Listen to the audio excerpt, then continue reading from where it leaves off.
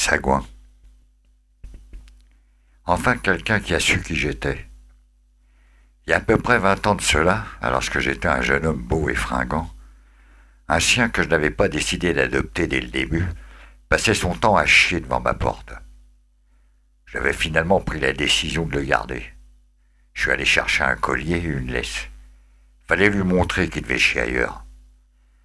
Voilà plusieurs jours que je nettoyais sous l'œil de ce petit enfoiré qui bougeait de mon paillasson dès qu'il entendait la porte s'ouvrir. Il se plantait alors à quelques mètres plus loin, en me regardant en coin. J'ai donc entrepris de le traîner en balade jusqu'à ce qu'il se soulage. Soudain, voilà que je croise une jeune femme à l'allure élégante et posée. Nos deux chiens firent alors connaissance les premiers. Son chien avait un pédigré, je l'appris par la suite. Elle regarde alors, d'un air snob, le chien que je venais de sortir pour la première fois. Elle me dit « C'est un mâle ?» Bah, j'en sais trop rien que je lui réponds, je l'ai adopté cet après-midi. Les deux kleps commencent alors à se renifler le cul sévèrement. Je vois la nana qui tire sur sa laisse. « Viens là, Dougie !» qu'elle dit à son espèce de caniche joli. Elle finit par le prendre dans ses bras et me souhaite une bonne journée avant de tourner les talons.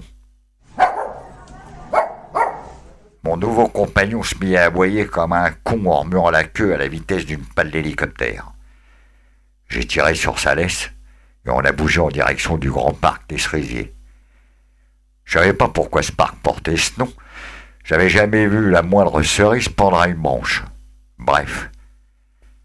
J'attendais avec impatience que ce petit bâtard ponde sa crotte pour rentrer à la maison. J'avais prévu de me foutre devant la télé pour suivre la demi-finale de snooker, avec une bonne pizza et un canty bien frais. Après 3/4 d'heure, ce con continuait de tournifler sur le parcours, mais pas le moindre étron se pointait à l'embouchure de son fion. Je commençais sérieusement à perdre patience. Au bout d'un moment, j'en ai eu marre. J'ai détaché la laisse de son collier et j'ai pris le chemin de retour. Je me suis arrêté devant le camion Renato. J'ai commandé une 4 fromages.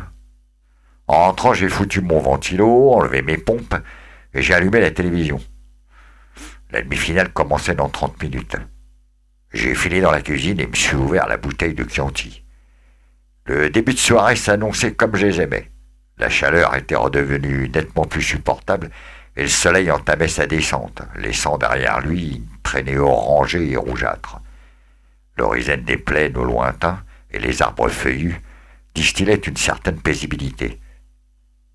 Quelques instants plus tard, le coursier de Renato me livra ma 4 fromages. J'étais prêt pour attaquer la soirée. D'un coup, j'ai regardé la laisse du chur que j'avais balancé négligemment sur l'autre fauteuil en rentrant.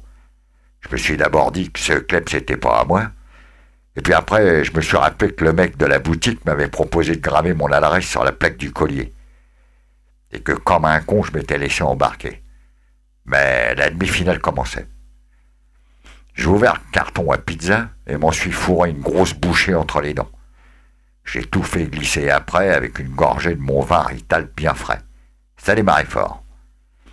Stewart entamait un coup super difficile après une série de 8 points consécutifs.